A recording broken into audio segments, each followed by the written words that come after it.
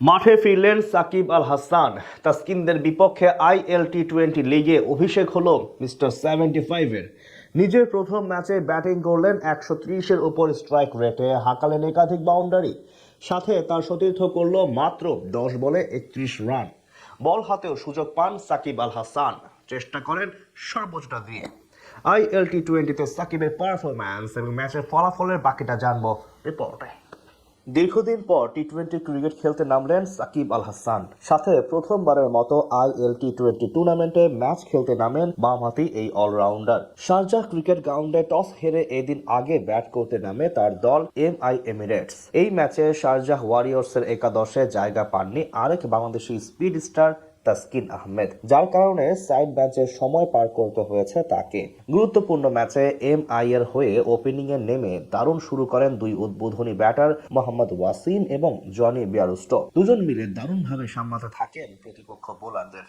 তৃতীয় ওভারে টিম সাউদির বলে ছক্কা হাঁকিয়ে বাউন্ডারির খাতা খোলেন বিয়ারস্টো। দুজনের কল্যাণে পাওয়ার প্লেতে এমিরেটস স্কোর বোর্ডে জমা পড়ে বিনা উইকেটে 49 রান। সপ্তম ওভারে জুনায়েদ সিদ্দিকীর বলে আউট হয়ে ফেরত যান 24 বলে 37 রান করা বিয়ারস্টো। এরপর কিছুটা চালিয়ে খেলতে থাকেন ওয়াসিম। উইকেটে এসে বেশিক্ষণ টিকতে পারেননি নিকোলাস পুরান। আদিল রশিদের বলে কেবল 5 রান করে আউট হন তিনি।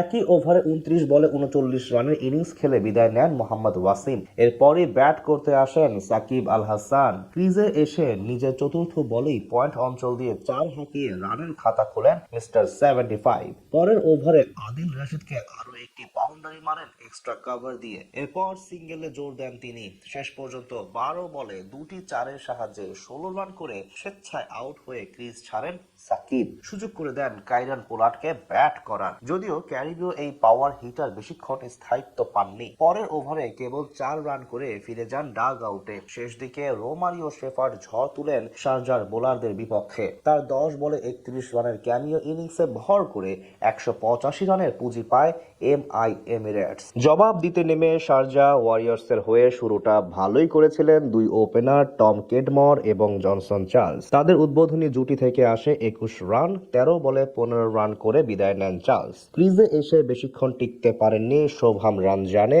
নবীন উল হকের দ্বিতীয় শিকার বনে তিনি ফিরে যান মাত্র 6 রান করে। ব্যাটিংয়ে নেমে পরপর 3 বাউন্ডারি মেরে ভালো কিছুর ইঙ্গিত দিয়েছিলেন Aussie power hitter Tim David, কিন্তু তাকে স্থায়িত্ব পেতে দেননি ফজল হক ফারুকী। তার বলে বোল্ড হয়ে 13 রানে বিদায় নেন ডেভিড। পাওয়ার প্লেতে শারজার স্কোর বোর্ডে জমা পড়ে 3 উইকেটে 48 রান। এক প্রান্ত আগলে রেখে ব্যাট চালাতে থাকেন টম কেডমোর, তাকে সঙ্গ দিতে থাকেন সিকান্দার রাজা। মাঝে বল করতে আসেন সাকিব আল হাসান। প্রথম বলে ছক্কা হজম করলেও পরের 5 বলে 5 রান দিয়ে ওভার শেষ করেন তিনি।